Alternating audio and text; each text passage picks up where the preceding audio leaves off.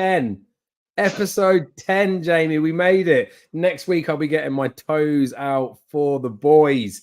It's been a big old weekend of good action. There is some good stuff coming up this weekend. I will just say straight off the top of the show, Jamie and I will be joined by a guest on Thursday. We're going to go live, I believe. I think we're going live, right?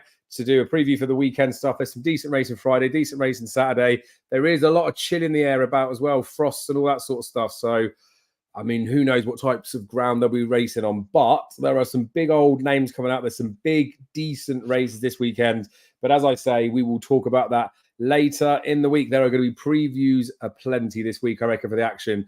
Of course, we've got a few rants that have been sent in. A voice note as well from John from the Cheltenham Exchange. So that will take priority. As I always say, voice notes do. We're going to have some stuff to obviously vent, I would imagine. I'm still tired from Centre Parks. But Jamie, how are you doing? Not too bad, Dave. And yourself? Busy weekend working. Caught up today and some of the races that I missed, and a very interesting weekend, wasn't it?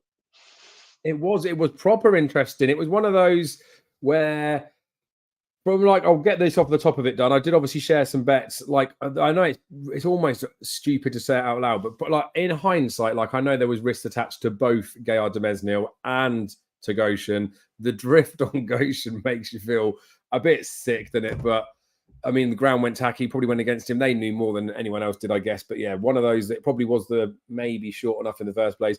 Gaillard de Mesnil was semi-annoying just because of the fact that I don't think Patrick was that positive on him, but he'd been beaten first time up a few seasons, didn't he? But across all of it, as much as it was a little bit painful, probably the most painful part was Saint Segal going down, because that would have turned me into some profit. So as bad as it was, I need to double check the numbers. I'm sure I'm right. 200 quid went out, £198.75 back. I lost £1.25. So in and around, not like no return on investment. But obviously Saint Segal was at least going to place, if not win that race. So it cost us a couple of quid. But again, that is racing. How about yourself, mate? There was obviously a few upsets. There were some odds-on favourites that have been beaten. I know that wouldn't particularly be your style, but there was, I guess, a few upsets. And then again, probably in hindsight, there was probably a few results that could have been found. Do you have any luck? I didn't really have a bet, Dave, the weekend, but I did back. I did it, like, because I was at work. I just threw in a load in the multiple for the crack, and of course, Braveman's game let me down for a big payout. Not too big. Do you know what I mean? I should have cashed, but look, that's fine. It's only for a tenner on about 6 or 7 horses, because I was working. That's what I do when I work, and I can't watch it. I just throw it in. And I had one bet, and I had 25 each way on Saint Segal, which was extremely annoying because I think he would have won, and I think he'd have won easy. But yeah, down €60 for the weekend. I didn't have a bet yesterday. I just watched it yesterday because I was working. Yeah, a couple of notable turnovers. I see Dennis Reynolds here says in the comments that Braveman's game for the Ryanair. I can't see that personally myself, because they have stage start for the race. I see his point. Might be better off in a Ryanair, but because he's not going to win a Gold Cup, so it could be a train of thought. You never know down the road. Yeah, like, I'm not buying into the stay about he's broken by galloping yet, because he could rock up in the King George. You wouldn't know, like, you know what I mean? For the horse that I fancy for the King George, I'd be very worried now that he might be a little bit of a boyo. I see today that Cherry Calam has been hugely cut for the King George. Wouldn't it be great to see an Irish horse over against the two of them? It'd be great, wouldn't it? Allaho, of course, is the other one now that I think should go here, especially after seeing those two the weekend, but I don't think that's going to happen. I think he'll go to Thurdus instead in the third week of January, because his number one target is the Ryanair, to win 3 Ryanairs. But yeah, it was very interesting. Am I put off by either Shishkin or Braveman's game if you're going down that route as the match in the King George if there's no Irish horse? I wouldn't be, really, because Kempton is both their bags, really. And I suppose Shishkin hasn't run. Be fresh as a daisy in Braveman's game, said 2 runs. So, look, it's up to you on the day, but if an Irish horse comes over, you'd want to be back in the Irish horse now, wouldn't you? Yeah, it's mad as well, because there's all sorts of ups and downs, and we have to be very careful of like recency bias. We do get excited in these moments when the horse either flops or does something. Think of connections after the Charlie Hall chase. Like I say, he should have won the race regardless of what happened. A lot of people were saying it's the ideal preparation for a King George. The sad part is what's happened at Haydock, the ups and downs, the ins and outs of what happened in there. He shouldn't have been beaten by Royal Pagaya. I know he likes the track. I know he runs well there, but on figures and that sort of stuff, especially the sort of caliber we're talking about in there, I know people will say they haven't run them, like don't run horses 100% fit. They might be 90% fit. And like it's a bit bizarre as a trainer if you would do that, I guess, even to be that complacent. But that wasn't as much of a shock, I don't think, if you look at the Charlie Hall Chase run and think actually he should have won that day. I know he's giving weight away. I know he clattered the fence. A lot of people saying he still wouldn't have won. So it wasn't as much of a shock as I thought. It's obviously semi-disappointing because it does make you wonder. It's not ideal prep going into a King George. But then Brave Man's Game was beaten many times before in his career, like even when he was like bumpering and all that sort of stuff. And it doesn't seem to dent his confidence. I know there's people saying, oh, he's gone at the game. There was the camera footage of Daryl Jacob riding saying, look at his ears prick, but still not being able to find at the fences, like he's gone and all this sort of stuff. I think the reality is no one expected him to run in the race. He did run in the race for whatever reason that is, whether it was owner's pressure or they just saw the chance to scoop up a few quid in prize money, whatever it was. I didn't look like he was completely and utterly flogged, the same as I don't think he was flogged in the Charlie Hall. So there's enough time between then and Boxing Day. Best part of 5 weeks, I suppose, isn't it? Yeah, I suppose the other thing as well, Dave, that he tried to keep up a Protectorate, and Protectorate went way too quick, really, and he kind of, bombed at the end because of the first round of the season. And as I said to you earlier when we were talking before the start of the season, I think Protectorate is like maybe in the Brave Man's Game kind of mold that he's not really a Gold Cup horse, and he might come back for a Ryanair. I'd be really interested in Protectorate in a Ryanair. I've always said it because I think he just needs to go out and attack at a 2.5 mile race. But obviously, if Adaho and Stage Share, who are front runners, proven front runners, are going to be huge. Like I see a fella called Chris. Is it? Hi, Chris. Real Racker has no chance, Chris, in a Ryanair. Stage Star broke him in the Petty Power. But that's your opinion, you're entitled to it. This is like the good positive that's come out of it, though, right? Everyone's talking and getting excited about it before the race, before this, like the Haydock race. I know you were like in a bit for Shishkin. I think most racing, if you did like some sort of poll, would have just said that Brave Man Game wins the King George, wouldn't he? At least now we've got it talking about other horses potentially coming over all of that. It's like the Gold Cup now, Dave. At the start of the year, all of everyone's lips was Galopin des Champs this, Galopin des Champs that. But now it's fast or slow, Galopin des Champs, Jerry Calam. And I'm sorry, the English horses are nowhere. It's between those three already. You can see it's between those three already. Do you know what I mean? Unless the Lamb Press comes back and it's absolutely raining on the day, it's probably the English's only hope of anything getting near the top three now at the moment. And but it's good to see that you're talking about the Gold Cup instead of saying, yeah, Galopin des Champs is going to win. Do you know what I mean? But I still think Galopin des Champs will win the Gold Cup. Anyway, so we'll see. I don't think it was that bad of a run behind Fast or Slow. I was shocked at Fast or Slow that he won. But a better race riding, I thought Appreciated could have won. That's just my opinion. But Galopin des Champs ruined his chance to start. His first 4 jumps were awful. He got better as the race went on, and it was more encouraging, I thought, than Brave Man's Game, I would say. Yeah. Well, what we'll do, we'll come on to the results stuff because there is plenty to cover. So we will spin through all of them. But again, when I talk about the recency bias stuff, you know how I said after Alaho's performance this year, don't run him in a King George, don't bottom him, don't run him in a King George. I was very much looking at the weekend thinking, fuck me, he'd shit home in a King George. But again, it's that little recency bit. Just because the results happened there doesn't mean that Brave Man's Game wasn't an impressive winner of the race last year. Doesn't mean that if you put a line through the Haydock run, which if he hadn't run it, people would have to do. It has thrown it up in the air, but we still need to go back to the form book because again, when Waiting Patiently ran in there and ended up being like a 5-2 favourite. I think that was when Clan des Ober won his first one. A very different type of preparation, but he was in the Haydock Betfair Chase, just plodding on to a finishing position, and that set him up nicely for the King George. So there's no, I mean, I said there's no reason. There is no reason in my head why the Brave Man's Game run at Haydock on Saturday can't be a stepping stone to improving for a King George, because that has always been his target for the season. He's got another 4 weeks to get there, but we will talk about all of them. Yes, Ryan, I will allude to that already. I will tell you exactly why I have had some more money on Flooring Porter. There's been some insane racing this weekend, right, of all sorts of thoughts and bits going back and forth on it. This is why National Hunt Racing is so much better than the flat, isn't it? Everyone says, oh, it's boring. Willie Mullins having 1 to 10 shots winning all the time. Then they go and get beat and they're like, Willie Mullins is a crook. He's getting 1 to 10 shots beat. It's better when they get beat, isn't it? And the fact is, like Tully Hill, short odds on shots. These horses with reputations, things will happen to them. Horses get turned over and then horses put in big bad boy performances. Right, let's get in with some ranting, right? Because I feel like that's the best order of play because we're getting excited about the horses, right? And that'll be the key focus this episode. We're going to be reviewing lots of stuff, especially with like one eye on future targets, whether it's Christmas or Cheltenham. But yeah, we'll get onto those. You guys in the comments have already started to get really excited too. So keep slapping them in there. Give us your opinions. Tell us what you fancy, what you don't. But to start with, I will send in. I'll play the voice note. I'm sure it will sound all right. Hi there, guys. This is John here from the Cheltenham Exchange. I've got a rant for you. And this is about an unnamed bookie with the name Hill and William in it. I've had an email today saying that they're looking forward to improving my William Hill experience by rewarding me with all the best offers that suit the way I play. Blah, blah, blah. In the next paragraph, it tells me that they're removing best odds guaranteed. How is that improving my experience with William Hill?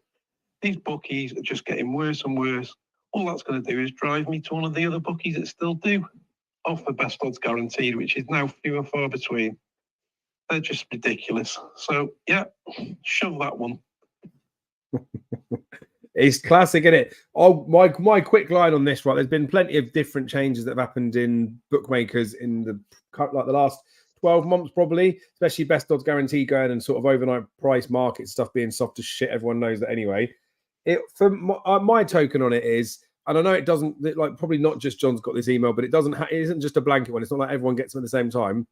I feel like rather than excluding or banning people or limiting people's stakes to get them to stop betting with them, it's almost like the bookmakers are basically saying, well, actually, I know you like to bet on horses, so I'm going to suspend or I'm going to stop you from having all the promotions on the one thing that you like to bet on, in the hope that if you're a mug punter, you'll bet on everything else. And if you're not a mug punter, you'll fuck off somewhere else because you don't want your money anyway. But they don't want to be the guys that say it. It's almost like the it's not you, it's me thing in a relationship. It's pathetic as far as I'm concerned. But they're allowed to change their rules whenever they want, aren't they? The thing that winds me up more than anything with it is they know they're getting the best of both sides at the minute. They should just, if they're not going to offer best odds guaranteed at any point at all, they should be pricing the markets up real early and they should be willing to stand, not I want to say like a reasonable bet, but they should be standing a decent like percentage of the book. When it comes to the day of the race, when everyone else is priced up, they just match each other. And then that's when the percentages starts to dwindle down. So grow a pair of bollocks and lay a proper market in the first instance rather than betting to 130%. Or offer best odds guaranteed and offer a compensation in the fact that you're offering shorter prices. What do you see of it, mate? Do you reckon it's the beginning of the end? You bored of it now? It just feels like it's part and parcel. You have to just deal with it, or do you think they're just taking the piss? I suppose it's part and parcel with it, Dave. No, you just can't. They'd make up. It's not make up their own rules. They're allowed. It's the company they're in, and whoever company it is, they can make up their own rules, isn't it? Really, basically. Suppose when you mention that, Dave, it comes back to something that we saw last year, and on a certain kind of awards thing, and you had a bit of a moral victory in one of them. We won't go into too much detail in that, but I see that one of the options was like, you know, what bookies you like, and the kind of result was from that company was that a certain bookie who I back with, and I'm going to mention the name because my missus worked for them, it was Labrooks. I've been with Labrooks for a very, very long time, and they still haven't come out and done, but got rid of the best odds guarantee. And that's why I punt with them a lot, because they give it. And it's huge. And I don't understand, like, you know, look, everyone's entitled to their opinion. There's no doubt about that. And whatever you're comfortable with and whatever you like, and that's whatever you want to do. But I've been very happy with my experience with Labrooks, and they haven't taken the best odds guarantee. And I exactly was saying what John says, that you're going to go now to the ones that are still doing best odds guaranteed. How long or ever that was going to last, who knows? But I think it's ridiculous, really, because of how early the prices come out. I understand what you're saying as well on that side, but you have to give it. It's like saying, like, you know, not giving the money back on Shishkin the weekend, and some firms were giving it back as a free bet. It's ridiculous, really. Like, the horse didn't run. Just give the money back and get on with it. Yep, it's mad. Well, that actually does lead us on to the next rant that has been sent in. This guy got fuming. He ranted a part 1 and a part 2. More of a question rather than a rant, as I've already completely lost my head on Twitter. Do you think it's fair bookmakers to refund singles and not void multiples? Now, I love a muggy apper. The only firm I can get a decent stake on with those is Paddy Power. They are the only firm not to void multiples, and this is to do with the Shishkin saga. So they did the, like you say, free bet will be nice. We've done a justice refund, all that sort of stuff. But like you said yourself, you work at the weekend, you're having a bet for the sake of almost a bet for the sake of betting, but as an interest. But before you elaborate on that, he was in my ACA, obviously, and it was void in Ladbrokes, so the bet was still going. Well, there you go. So on his second one, my constant slating of Paddy Power and their messages on Twitter has worked. The multiple's now been voided. Stateman and Brave Man's came for the win, so obviously that didn't pan out too well. But again, right, how they price a market and then they react on the back of each other? It's mad in this instance where one bookmaker decided to do a justice refund, then they're all fucking doing it. If that first one hadn't have done it, other ones might not have done it. So I do get it. But from a publicity stunt perspective and all that type of stuff, no one bet Shishkin on the risk that he might not start. Like, he's not like a Mad Moose type horse, or even when you look at Lebeek. Betfair did do it with Lebeek. They said, look, if you can bet Lebeek for the Supreme, and if he doesn't start, we will give you money back. They said it before the race. And you know how Corals have had a concession before that if your horse falls or unseats, fails to finish, you get back as a free bet. It should just be mandatory in the rules. In these instances, if your horse refuses to race, you should get your money back. There is no edge, there's no angle other than potentially like a Lebeek type thing, I guess, in doing that multiple times. It should just be in there, but they don't want to commit to anything because they want to look like they're doing everyone a favour, don't they? And it annoys me with those ones as well, just because they used to be really good with publicity and this sort of stuff. Like, do you remember they paid out John Bond for the Arkle last year, didn't they? Yeah. Paddy Power, to do something that was like nice and massive. You can actually nearly see what horse they're going to do for it already for the Cheltenham Festival next year. Go on. Oh, it'd definitely be Gaelic Warrior. Imagine because he won't win. We will talk about. John Bond didn't win, did it? No, very, very true. Right, we'll move on. There's two from the same person, but I'm going to read them, see how long they are. Affordability. So this came in Tuesday last week, so like a pretty late one. This is a very loyal follower support. He puts loads of stuff out. I don't think he'd mind me putting his name, but I won't for the sake of it. Bit of a strange and long rant. But when are we going to give up on this fucking... Well, he didn't say fucking, I'm putting it in there. This fucking affordability check petition. It's like, I'm with him. Even before I've read the rest of it, it's painful to watch it being dragged over the line for people to celebrate the fact that it will then be considered to be discussed in Parliament. Well, yeah, it's mental, isn't it? It says, Racing Post are banging on saying it's ruining the sport and putting people off 24/7. Claims it's turning people away from the sport. Yet I don't see any front page news on the issue that's crippling English racing. That's the cost to attend the high-class fixtures. £122 a day. We talked about that, Cheltenham, didn't we? £7.50 a pint, £3 for a fucking water, and £11.50 for a reheated burger and chips. The Dublin Racing Festival's 55 quid for 2 days of high-class, top-quality racing. 83,000 people have signed the petition against affordability, yet 350,000 people have interacted with the post over the cost of attending to British racing. So I touched on that last week, didn't I? That ticket price thing in there. 350,000 people have watched and seen that and have interacted enough to hold on to it. And like he's saying, a quarter of those people have actually signed the petition against the affordability stuff. People have interacted with the mind boggles as to whether people at the top think racing as a whole is becoming less entertaining for spectators. Yes, I will still attend as I'm a member, but in Feb, I'm going to the Dublin Race Festival the first time. And if it's as good as I hear it, I seriously will reconsider renewing my membership for Cheltenham. It's becoming very expensive just to attend and enjoy. So that's like something that kills me, right? I don't want to go into numbers. You know how much I did, right?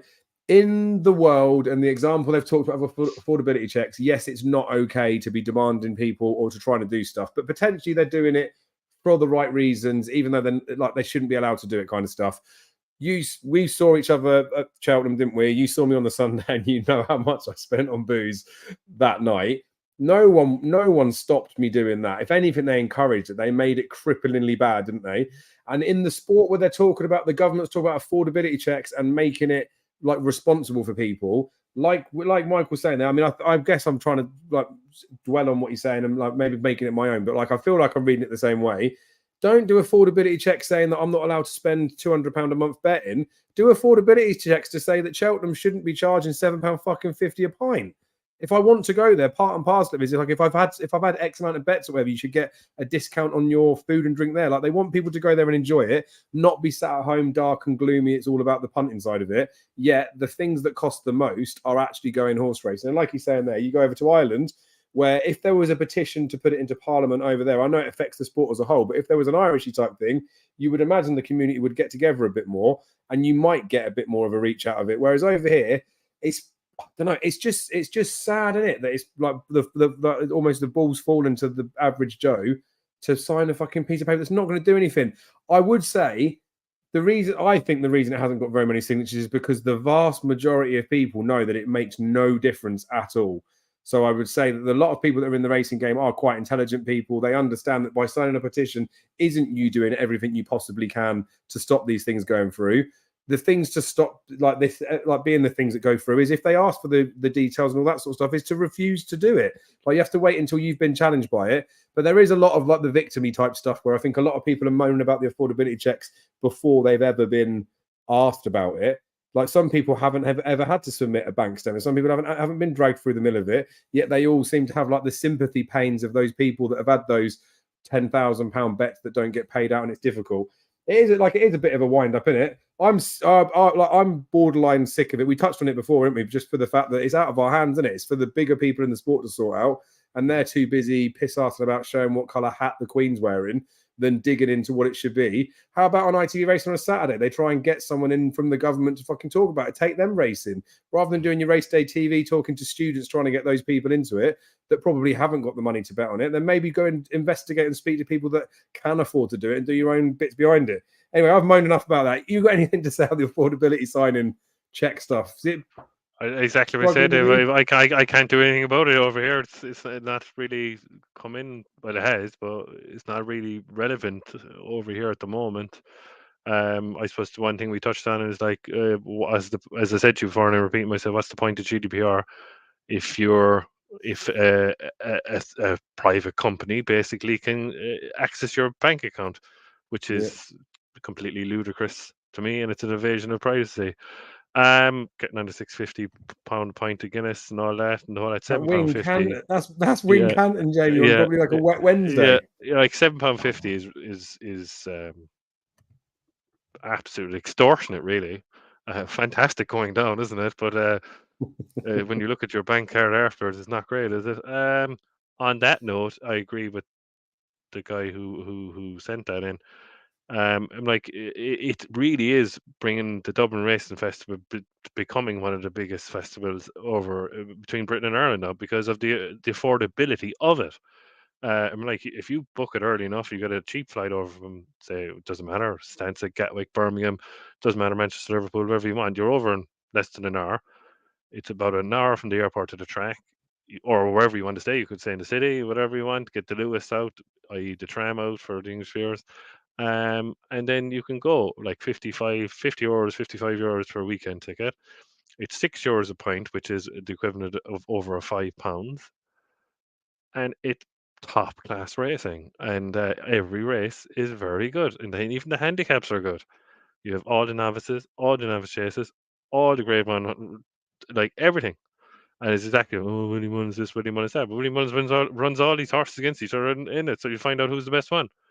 So I think it is going to take over, Dave. If the prices in the UK don't come down, you'll see a lot of UK racegoers for festivals in Ireland because they're affordable coming over here, I'm afraid, because you get more value for your pound. You know what happens then, mate? Supply and demand. Dublin Racing Festival goes up to £122. Cheltenham Festival goes up to £45. That's the other side of it. It's I would say about that. Something I'd touch on there is that because the Dublin Race Festival, they get in a certain company to run it, food wise and drink wise. They haven't touched the prices now. Maybe it could be a couple of quid more now this year, drink wise, but I very much doubt it because they do the Aviva Stadium for all the rugby internationals when they kind of keep the price at the same. So the race course doesn't have that, say on the price that way, where Cheltenham obviously race course does, and they can charge what they want. Like I remember we were saying the rumor about might go to £8. Like that's insanity. Like that's like £750 is €8.60 in Irish, €8.70, and I'm paying €6 in my own country to see better racing. So yeah. Do you know what I mean? But that's where it's exploitative as far as I'm concerned, right? So like he's touching on the fact that the Racing Post and all the racing worlds are saying, sign this affordability check, the race courses are sharing it. None of them are saying to help you, just to help out for all these people. You can have. But exactly we'll what you're saying, Dave. In the media, some of the media are saying it, but mainstream television, like you said, aren't doing enough. They're not doing enough. So look, it's at 90. I saw it this morning. It's 92,000. Is it 92? Another 8,000, and it's going to be read out in Parliament. We'll see what happens after that, I suppose. But that's it. But the thing is, now they've changed it, so it's only considered for Parliament. It used to be 100,000 would get you into Parliament discussion, but because YouTubers and just like people at school selling brownies or something can get like 1 million signatures on something as a fucking joke, it's an embarrassment to the sport. And the fact that they're pushing it so hard is almost semi-cringeworthy, because if it did go to Parliament and they said it's taken 7 weeks for this to crawl across the line, they can see the numbers and how long it's gone, and the fact that it's been promoted the arse out of. It's not like it came out, it all got signed, it got up to like 500,000 signatures. Like just scraping it over the line isn't a selling point, is it? It's the same as I don't know. Like winning's winning, right? In horse racing and in sport, if you win by an inch or a mile, it doesn't matter. I think this is Vin Diesel, isn't it? You ask any real racer, winning's winning. It doesn't matter if it's an inch or a mile. When it comes to stuff like this, if you get 100,001 signatures or you got 10 million signatures, then it does have a greater emphasis and a greater impact because more people give a shit about it. Anyways, it's one of those, unfortunately, is what it is, isn't it? There's some things in life that are controllable. There's some things that aren't. If the world of horse racing is going to go to shit because that's just what's going to happen, then that's just what's going to happen, isn't it? But you would think that the racing community, I think, could do more if there are question marks about affordability. Make it more affordable, because when it gets to the point and they talk about this, right, if they were to say an average race goer is going to spend £122 going to the race course, they're going to spend £7.50 on booze, they're going to spend £10 on a burger. When they start to total those numbers up and then talk about affordability, they will say for people to enjoy the sport, it's going to cost you £200 before you've even had a bet. Whereas imagine they reduced the figures, and then when it got read out in thing, it said, oh, actually, it's going to cost you £20 for a good day out. And then if you decide to bet, it will cost you X amount more. They should make it so it is affordable. That's why Toaster kills me, the fact that it's gone. It was free to go into Toaster Racecourse. That was what every racecourse should do. Charge me £7.50 a pint. That's not a problem. I know they've got to do something with limits on numbers, especially for Cheltenham. So I've got no problem with the price there. But like we saw Sunday at the Cheltenham, it was 27 quid. They basically were giving the tickets away, weren't they? But people just didn't want to be there, did they? So the affordability thing probably is putting a few people off, but fuck it, we can't deal with it. We still like horse racing. I'll be here every Monday for the foreseeable future. So up the Cheltenham. Right, we need to talk about some performances, Jamie. There's been some very good ones. There's been some very dubious ones. I feel like one that we need to kick off first is still coming under the rants. It's from, I'll read the name out, Anthony Phillips. And if you don't already know what it is, I'll turn some sound up. As it is, like Blue Kangaroo, I cannot believe this is as short as it is. Like, I feel like it's just one of the no right to be shorter than So Royal or Strong Leader in a race like this. He's the worst priced horse of the whole weekend. So cue him. Dotting up.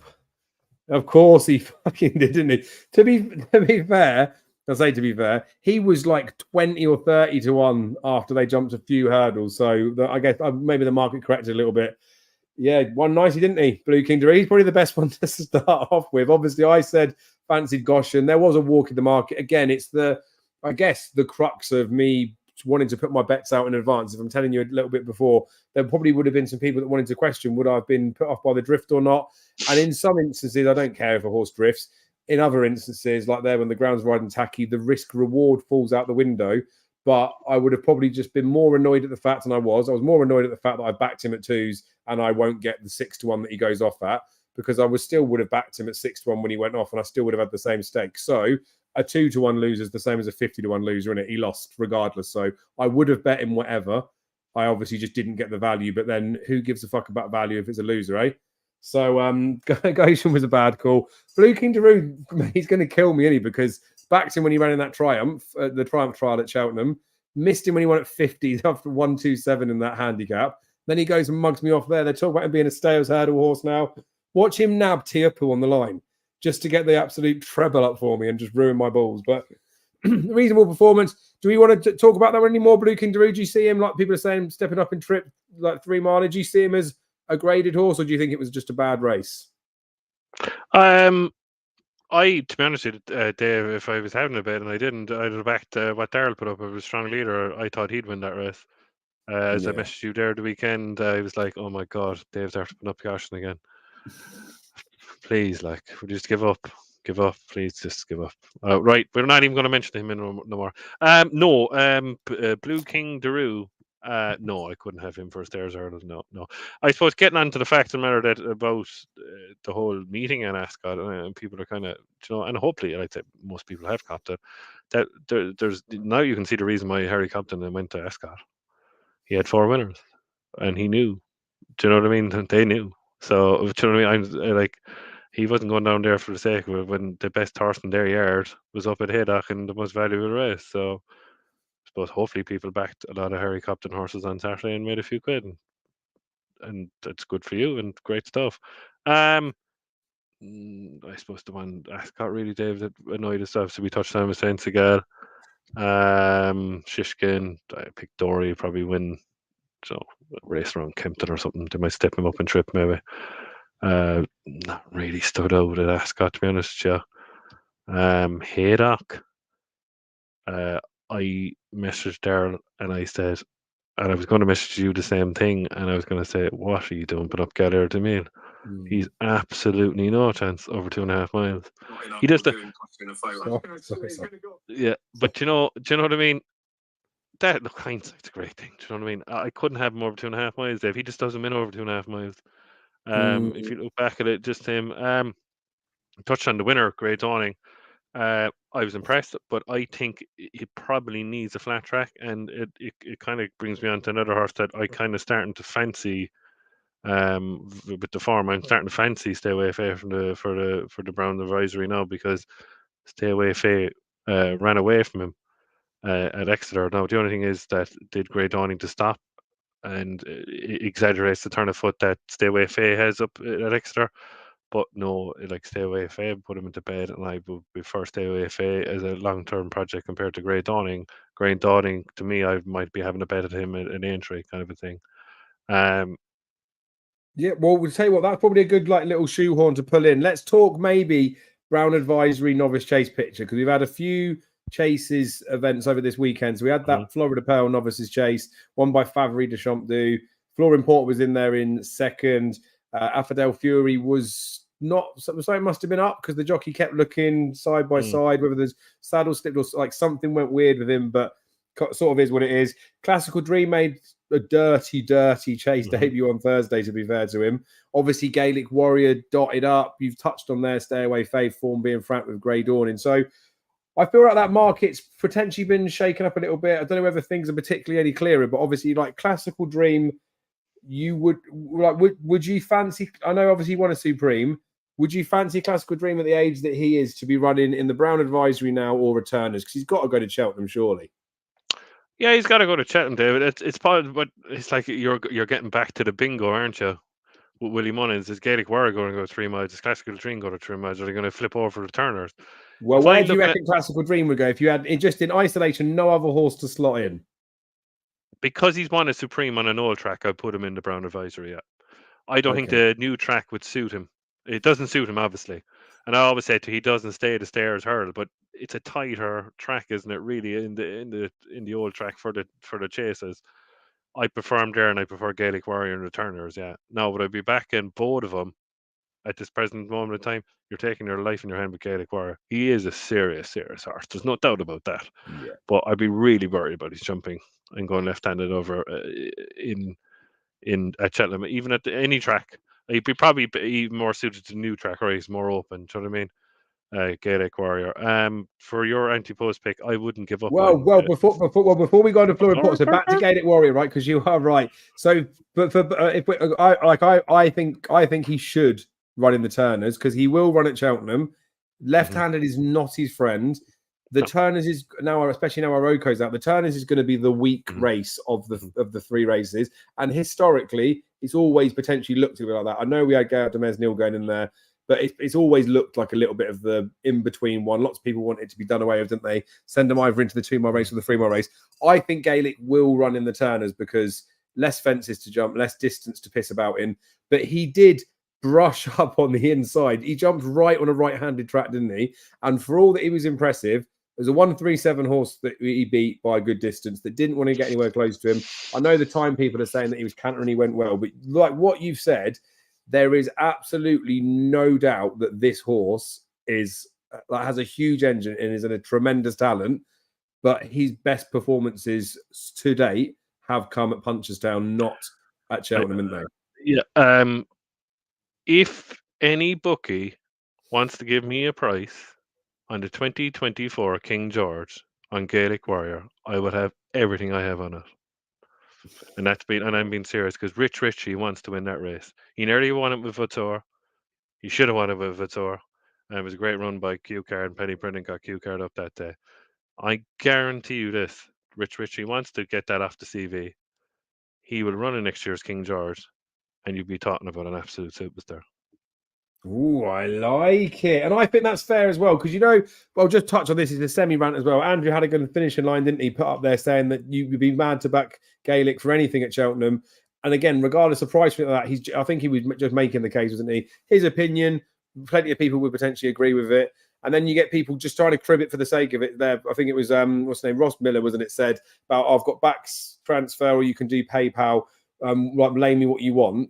But it was one of those. The only reason that I replied to that and it riled me a bit is because he's just trying to dig out Andrew Halligan without being committed. Same as when he said that all the Shrewds are jumping onto the back of Gaelic Warrior and they wouldn't know what the French form looks like in the slightest. It's not like he had looked at the French form himself and said, "I do know the French form and I know it's shit." He was just saying people are shit because they're judging it on the back of it, and I don't think he did it. And then with the Andrew Halligan thing, he didn't even commit himself to the race that he wanted to have the lumpy bet in. So again, like, it's fine. Everyone's allowed their different opinions, but I guess it needs to be constructive. Like you've got to name a target, pin yourself under something, and potentially, like, you've got to be wrong. And I know I'm not saying he's not happy to not be wrong. It's just when someone else has made a post and then you comment on it, or you want to have like a little mention that's out there. Again, it is all fine. It's just being a bit more committal to what race it is. I still couldn't get him to pin down a race. Same as the lad that was giving me shit about Stage Star, saying that he'd be underrated. I asked him, "What do you think the horse will be rated tomorrow?" I don't know. Well, don't start giving me shit saying you think I'm underrated if you can't rate it yourself. But again, but this is the thing, right? Everyone's entitled to their opinions, and it is all fine. And you can't like I'm not trying to change anyone's view. I'm not trying to say to anybody, I think this, so you have to think this. It's more the case of, we're telling you what we think, like, almost wholeheartedly. So tell me exactly what you think if you want to be the opposite or anything like that. So there, Gaelic Warrior, King George 2024. Gentlemen, in the chat, get it quoted for Jamie. Getting back to what you said, away from the rants. Like Florin Porter, like, I wouldn't like you, like, if I were you, I'd go in again at 16 to 1. Like, you have to, like the way Broadway, the way Broadway boy won. Like, I saw it from my own eyes, and as I said to you before, I go with my eyes, that he was impressive. And Scrolling Porter scooted clear from him. Do you know what I mean? And he ran well. He did run well. There's no doubt he ran well, even going the wrong way around. And he was lit up by Churchstone Warrior, and he was following the loose horse. I'm like, getting on to it, I fancied Sandra Clegane for a National Hunt Chase. I think he'd be better to go. But you have to be very impressed with the horse that you fancied last year for Martin Pipe and Favorite de Champtou for a National Hunt Chase now, because it looks like he can go a gallop with Florian Porter. I'm like, but the only thing with the National Hunt Chase is they go slowly, sprint. Do you know what I mean? Would he be suited to that sprinting nature at the end when they get going at the top of the hill at the race? Because that's when it gets going. There's no, if you watch the National Chase for years, you kind of have a little bit of a fast horse that stays a bit, but he looks like he will. So he does seem to tick a lot of boxes, doesn't he? The one I kind of, with the gig and sound the back of my head of that, who has loads of experience, and actually Skigginstown as well, is another one to keep an eye on his flanking manoeuvre, because he is former Churchstone Warrior. In the back of my head for that race. Look, there's going to be a good lot of. I think it's going to be a bigger field than last year now, National Hunt Chase. Put it that way, Joe. for the It's last good couple as of well years, because which is good. We're talking about horses for him. Do you know what I mean? Oh yeah, massively. And this is the good thing. So Gordon's obviously, I think I can't remember what it said, like 39 winners in the last 21 days or something. Like we know his horses are flying. Like I say, I thought the Favre de Champdou race when he ran behind Affordel Fury. Like I say, I don't think that was the true Affordel Fury. Whether he'd have beaten him or not on that day, I don't think he would have done. But like, look, he was looking down at his side. So we'd have to, again, you'd have to put a line through that, judge him next time out. But their debut run against each other, I was impressed with Favre de Champdou. I thought he ran well for the fact that he probably would have come on for it, which he obviously did. I didn't have any money on him for the weekend. I didn't bet in the race. I was tempted to back Porter, but you like going that way round is wrong. But I mentioned it in another little group, and then someone commented on the channel of the anti-post bet that I put up there, which almost sounds like the stupidest thing to say, but I like it, right? Flooring Porter, when he first came to Cheltenham, Gavin Cromwell literally said, I'm worried that he's going, because there's gaps in the rails, that he's just going to run out at Cheltenham. And admittedly, we now know it's probably more of like a right-handed type thing. But he had the quirks about him, and he went and got the job done. He went and got it done the year after again. Last year, when he started to get beat over and over again, we don't know because he didn't go the other way around so much. But like I feel like he'd lost his quirkiness, like he'd lost his personality, he'd lost a bit of him. So the fact that he did do that in that race, obviously, I say obviously, it wouldn't have mattered whether he won the race or not for me because he'd run well enough. Even when they turned in, and I think Keith Donahue was riding again, and when he had to ask a little bit to move him, he picked up like lightning quick after they'd been through a distance. Like he still showed he's got a massive, massive engine. Mm-hmm. And the fact that quirkiness is back actually fills me with a little bit more excitement and confidence because he's loving the game again, as far as I'm concerned. Like he's enjoying it. He's thinking about it. And I think it was a positive sign for Cheltenham. I can understand why he's been pushed out because of the fact that he was beaten potentially like as favourite, I guess. But it's an overreaction to move him out to 20s. Yes, I may have put him up in the column a week too early, but had he have won that, he would have only shortened up a little bit, but I have just gone in again. I think he's gone quite well. And the fact is, Gaelic Warriors' performance at the weekend, for me, cements even further how he'll be Turner's bound. So when you start to look at the Brown Advisory, Porter's been pushed out off the back of the winner's probably going to go to the National Hunt Chase. Affordel Fury's beaten out of sight, but we don't know where them two match up because Affordel Fury hasn't done it like in that race. Stay Away Faye looks good after the Grey Dawning run, but it's them as far as I'm concerned. I would say at the minute I think it's between Flooring Porter and Stay Away Faye. So 20 to 1 stupid price. I thought it was a pretty good performance to be fair, but we've done too much time on that one, haven't we? What other good performances were there? So we've had Gaelic Warrior. What did you make of State Man? Yeah, much of a muchness, Dave. He'll be third to Champion Hurdle. Move on. And what about we touched on the Gaelic Warrior race, fast or slow? So I obviously said when we did the thing with Gavin that I think it's fictitious form that Punchestown run. Now it isn't no, is it? well, yes and no. So I was fairly impressed with him, to be fair, because he went and got it done, especially at this trip. And it does concern me a little bit when you look back at running the Coral Cup, running the Ultima. To be doing this at Punchestown is one thing. To come to Cheltenham and do it, it's a different thing. So some horses will be very transferable. I still have that slight nag, but I was impressed that he did it at the trip. It did turn into like a bit of a sprint, and the jockey said, didn't he, that he wouldn't have minded if it happened into that. Appreciate it for all that he was nibbled and probably looked like the one, and Blue Lord was weak as shit in the market, wouldn't he? I wouldn't really want to be trusting doing Appreciate It by a couple of lengths as real rock solid steady form. I totally agree. I'll get onto it actually. I totally agree with you, and I'll elaborate on that if you want. Yeah. So that tempers it, and then Galopin de Champ as well was proper weak right at the start. On the exchanges, like markedly. I don't know what the Betfair SP was, but he was a big drifter, right? And then as soon as they jumped, like you touched on, he just wasn't really in a rhythm for those first few. But I think he was 2-1 after 2 or 3 fences, considering he'd gone off as he was like a 2 to 5 poke earlier in the day. So there was something about him that Willie Mullins said it after didn't really show the spark. That I would imagine if you were there at the racecourse or people would have seen something in him to say that he just wasn't himself that day. And you're very hard pressed just because Brave Man's Game's been done in the Charlie Hall and done in this race. Bearing in mind, after the Charlie Hall, 99% of Twitter said it was a fucking great run. Now, all of a sudden, because he's been beaten twice, everyone's saying it's the race that broke all the horses. And at the end of the day, Galopin de Champ probably, in his own right, forget what any other horse in the Gold Cup's done. He just didn't run to his best that day. it'll be very quick to be dismissive of Brave Man's game. I mean, sorry, of Galloping Deschamps. But the bookies have reacted in the right way, I think. They've had to shorten up Fast or Slow because he is now, like he was the each way bet, like you said, I think it was 10s or 14s. Galloping Deschamps hasn't moved out that much because they know what he's capable of. It would be an overreaction to push him any bigger, but it's made the race more exciting. It's given us better things to think about. I'm more excited about it now, but I'd have to give Fast or Slow much more respect than I did before. Maybe Fast or Slow broke Brave Man's game and Galloping Deschamps. It wasn't the Gold Cup. Yeah, that's true. But what do you make of it? Because like I say, we touched on the appreciate bit. We talked about the jumping stuff. Be keen to know your thoughts. Exactly, we said at the start of the show, Dave. Yeah, like you kind of knew Galloping Deschamps' writing was on the wall after the first couple of fences, but actually he got better when the race went on. He travelled well and then just got caught in like a little bit of a sprint at the bend. Do you know what I mean? I think if Patrick Mullins had it back again, he rode the rest a little bit differently. He would have cut that off. I would like he should have cut it off to the rail and made fast or slow, maybe ground and maybe beaten a nostril, or he would have won a nostril. Do you know what I mean? He should have done that. But look, it's race riding. It's a spur of the moment, split second decision, and Steven saw the gap and he went through it. I was a bit shocked, to be honest with you. I thought Martin Bresla is a target trainer and a target day trainer. Look, he's obviously a fantastic trainer. There's no doubt about it. He's proved it.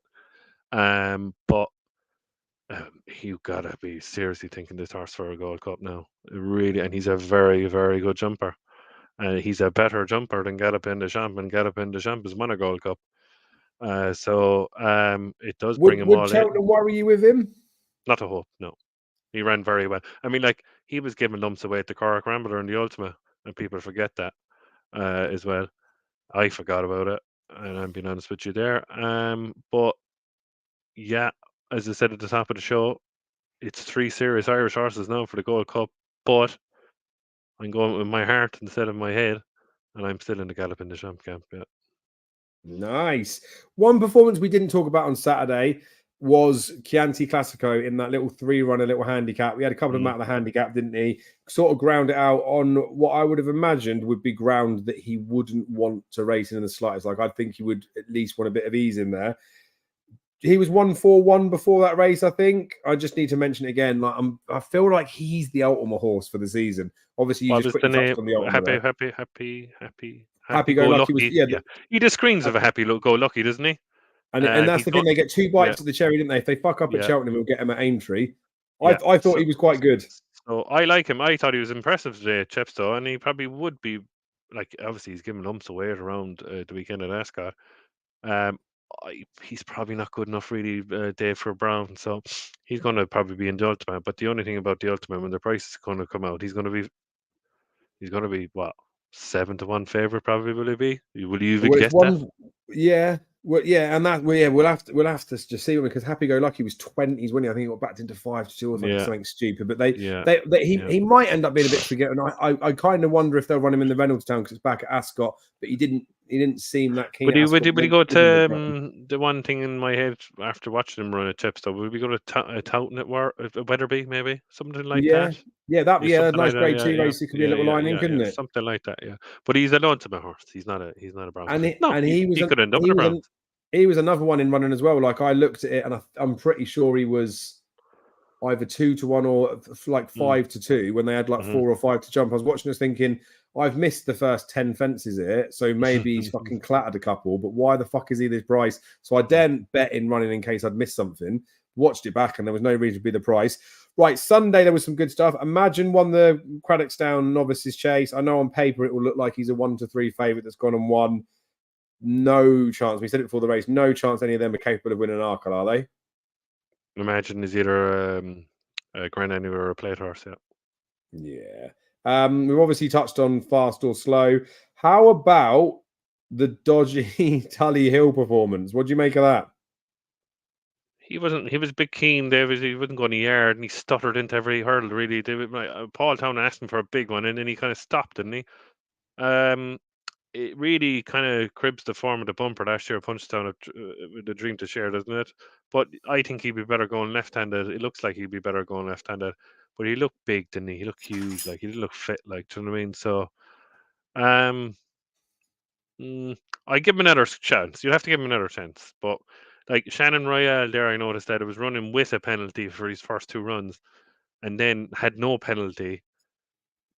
And people kind of forgot that. Did they forget about it? Like, because like one tape was ridiculous. Do you know what I mean? Going off with a horse that has experience and doesn't have the worst form in the world. Do you know what I mean? So I'm like, 4-1 was huge. Yeah, agreed. Didn't back it. But look, you'd have to give him another chance and then you make your judgment. Do you know what I mean? But Yeah. I thought he was very poor. Very poor. Yeah. The one horse that one horse that I think he ran on Saturday. Oh yeah, he go on. went Saturday to Keeganstown. That's a good horse. Predator's Gold. Won the Goffs. And did he win the Goffs Land Rover bumper last year? I think the 4th in that race, Dave, and I'm almost certain off the top of my can't think of the name of the horse, was bought by Paul Nichols. I think the Neff. Was bought by Nichols, and they think a lot about this horse. And Predator's Gold just after proving now that it might see 1 or 2 come out after him. Is he a Ballymore horse? I very much doubt it. They might, because Gigginstown always have kind of a horse anyway in the Ballymore. But he screams kind of Bartlett to me. But no, Willie Munns is a good few for the Bartlett, so he could end up in Ballymore, and he'd be a big player because I thought he impressed me. I like it. One that did so, I guess, not really come out of nowhere, but kind of a little tiny bit on Sunday in Cork was the mare Hauka du Tabar. Jordan Gainford, Gordon Elliott dotted up in that mare's chase, didn't she? Last seen back in April when she ran in the mare's novice hurdle behind your Ashrow Diamond that you love for the mare's hurdle. She was spanked that day, right? Gordon Elliott's horses are clearly in fine fettle at the moment. I know she won easy, right? But the horse Feddens that she beat, with the greatest respect, is useless. So, you know, when people get overexcited about certain horses, I get the impression people are getting overexcited with this Hauka du Tabar talking about in the sphere of like novice chases at Cheltenham, she could be a threat, or even potentially in a mare's race. Am I being really harsh on her?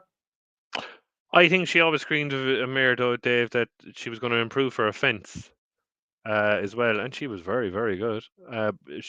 She's probably going to go to the mare's chase probably, and it's probably a bit early talking about that, but it's probably the only race for her if they think she's very good. Does she need good soft ground? She probably does need a bit of dig in the ground. Do you know what I mean? She was a very impressive beat. Nothing, obviously, is what you're saying. Novices will struggle, like she'll struggle probably against I don't fancy Dino Blue, but Dino Blue's going to be in the race against Allegory Devassi. Like, do you know what I mean? Like, it needs a little bit of more experience, but you know, I would wait, as I say, after a run. I like judging horses on their second run, and I'll wait till then. Yeah, and I think that's a fair point to make, because again, I do feel like when you get some horses beat, even like First Street for Nicky Henderson gets beat at long odds on, people almost try and clutch to the ones that won at short prices on a weekend when lots of favourites get beat, saying that was an even better performance. But on that note today, Tralee man won 2 races at Ludlow today, called Philip Enright, fair play to him, and was trainer with Sam Curling. And who did Sam Curling ran to in his point to point? Named the horse, Dave. Did he point? I mean, I do know, don't I? You should know because you're against him for an article. Oh, Marine. Yeah, Sam Curling was Marine National's trainer, and Sam Curling says that he jumps very well in chases. So you know, that's a little anecdote before we go off air. No, I like it, but this is the thing, right? We've had some like a real busy, informative, like proper overly packed weekend of it. It's good to go through it. Sometimes it's hard, isn't it? Like especially with like work and life getting in the way. That when the action comes this thick and fast, if it's hard to watch the race or it's hard to speak about it, you're already on to next weekend's form study, and then you sort of get lost in between it. So the fact that we get this window to speak on the Monday, I know it does me a favor being able to talk horses. So I appreciate you as part of that, but it is good to get these bits covered, because then you can also move on from them as well, right? You've reviewed them, we've made an opinion, and again, we can change the opinion. If I might say that Hauka du Tabar is the best thing for the mare's chase after the next time it runs, but as it stands at this sort of like timestamp thing, I think it's important to do that. And you do sometimes have to sit on the fence a little bit, but you do also have to try and pin your colours one way or the other as much as you can, I think, so that you can understand a bit more drastically where you had them in regards to what you thought they could do, because you need, I think, especially for like the top horses, for when we're talking Cheltenham, you need to have always thought or always seen something that you thought they were a worldie, or they need to do something that's really I don't know, not been done before type stuff to that sort of like launch themselves in there. So, for example, like the Arkle, Marine Nationale, Facile Vega, before the season started, most people had it between the two of those. I know there's horses like Mr. Policeman that are going to come out where everyone's just trying to be some sort of wise guy. But it's still between the two of them, Dave. And it's still between the two of them. Well, exactly. But I said it at the start of the season, didn't I? That, again, there's all sorts, right? Breeding, all that sort of stuff. Like, there's a line of how much it can take you. The same as with the stopwatch, all that type of stuff. He does not look like a horse that wants to chase.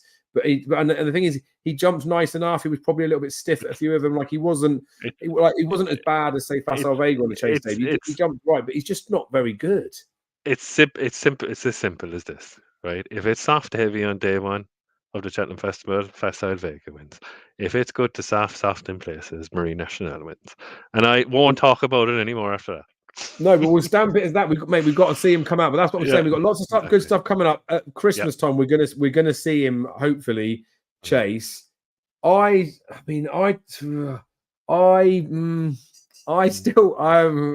still wonder. Like, it's not gonna happen. Imagine Constitution Hill gets beat at the weekend. I wonder if Barry Connell might say, "Yeah, we'll probably save his novice chase campaign till next season." Doesn't want to get his head out the water. Very much doubt it, but yeah. We'll never know. But again, I like Marine. I would have rather seen Marine running the champion hurdle this season. But I would have too.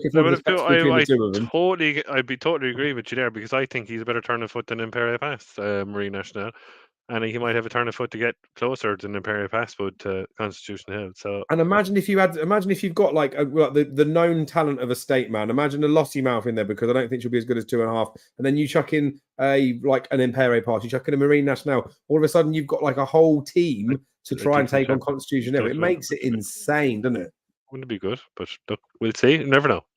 We never know. Right, we're getting ourselves up to the end of it, so there will be lots of good action. We touched right at the start of the show that me and Jamie and, should we say his name? Should we put it out there? The Bad Boy of Bowls will be on with us Thursday. We're going to go live to preview the weekend's action, so we'll be giving tips, thoughts, and all that sort of stuff. I'll get the bets out that I'm going to do for this weekend. Again, weather watch might be a thing, but I'm not going to Centre Parks this weekend, so I might just have to post the bets a little bit later, but I'll make sure I get them shared. And then there's another preview that could be out this week as well, so that could be exciting. We'll share news of that as and when it comes. Go on. No, I just say thanks to everyone in the comments. And I think as well, Dave, in the next 1 or 2 shows, I think we should do just a whole live chat. I just put it out there for everyone who listens to us, loyal fans, that we should just listen to all the fans and just do what they want and answer their questions all the time. And thank you all next Monday. Thank you. Oh, we can't, because we have to review the best weekend of national racing in Ireland. But look, we will. I've only missed. Next Monday, 100% we will do it. Next Monday. Yeah, just interact with crowd, and thanks for everybody for coming on. Jesus, like I could see the amount of people comment here. It's thanks. Well, yeah, no, we do appreciate it. No, mate, you're spot on. No, 100%. We'll do it next Monday. Next Monday, we will open a window, and we'll start doing it every week now. We'll open a window we'll get our bits out of the way, but we will put the people's comments and questions in. We'll put like a little window to make sure we run through them. And right, Scotty's going to get himself on a ban before Thursday. Stop it. I know we should have potentially talked about Mighty Bandit, but we'll do him next week, Joe. Look, they're all loving it. Jamie and Joe, Mighty Bandit. Right, go on. We've got 1 minute, 10 seconds. What did you make of Mighty Bandit? Didn't see him. Don't know who he is. Sorry. Savages. Yeah. Let's get back to him. He ran the same day as State Man, didn't he? He ran in the 3-year-old juvenile, didn't he? To Michael Walker, I am not drinking on podcasts anymore. Thanks very much. So yeah, he won the 3-year-old juvenile, didn't he? Was like he won comfortably. Visually looked pretty good. I think a couple of people have put the time comparisons up against State Man for whatever relevance. Shocking, I would see that as it. But yeah, look quite good. Make sure check him out, mate, and then we'll bring him up next Monday. Yeah, do ya. All right, well, have a good week, mate. I'll definitely catch you Thursday, but I'll catch you before then. And like Jamie says, thank you guys for your support and questions, comments, the lot. Like, we genuinely do really appreciate it. We like to just better talk horses anyway. The fact that we get to do it with you guys is even sweeter. So we will see you all very soon, and have good weeks. Goodbye. Bye. Goodbye.